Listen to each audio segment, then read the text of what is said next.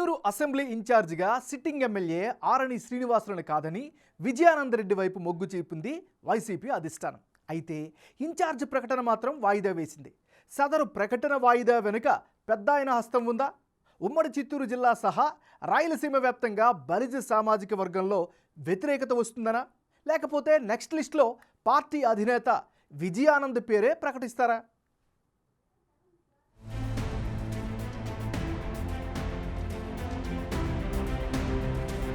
చిత్తూరు శాసనసభా స్థానం ఇన్ఛార్జిగా RTC vice chairman MC Vijayananda Reddy పేరు ఖరారైందనే ప్రచారం వైసీపీ వర్గాల్లో జరుగుతోంది. 2 రోజుల క్రితం తాడేపల్లిలో ధనుంజయ రెడ్డి సమక్షంలో జరిగిన పంచాయతీలో విజయానందరెడ్డి వైపు జగన్మోహన్ రెడ్డి మొగ్గు చూపారని అంటున్నారు.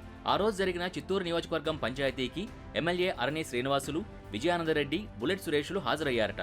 అయితే శ్రీనివాసులతో పాటు సురేష్ను సైతం వ్యతిరేకించిన అధిష్టానం సర్వేలు విజయానందరెడ్డికి అనుకూలంగా ఉన్నాయని చెప్పినట్టు తెలుస్తోంది. సమావేశానికి ముందు ఎమ్మెల్యే శ్రీనివాసులు తిరుపతిలో మంత్రి పెద్దిరెడ్డిని కలిసి వెళ్లినట్టు, పెద్దిరెడ్డి టికెట్ విషయంలో తాను అసక్తుణ్ణి అన్నట్టు సమాచారం. ఆ క్రమంలో ధనుంజయ రెడ్డి సమక్షంలో జరిగిన పంచాయతీలో తన వాదనను శ్రీనివాసులు వినిపించినట్టు తెలుస్తోంది. అయితే శ్రీనివాసుల మీద వ్యతిరేకత తీవ్ర స్థాయిలో ఉందని, ముఖ్యంగా భూ కబ్జాలతో పాటు నగరపాలక సంస్థ ఆధ్వర్యంలో జరిగే చిన్నపాటి వర్కులు సైతం ఆయనే చేస్తుండటంపై మిగతా క్యాడర్లో వ్యతిరేకత పెంచిందంటూ వాటికి సంబంధించిన ఆధారాలు చూపించారట. అయితే ఇదే సమయంలో విజయానందరెడ్డి పట్ల అంత సానుకూలత లేదని బుల్లెట్ సురేష్ చెప్పినప్పటికీ ధనుంజయ రెడ్డి మాత్రం విజయానందరెడ్డి పట్ల సీఎం ఆసక్తిగా ఉన్నారని చెప్పారట.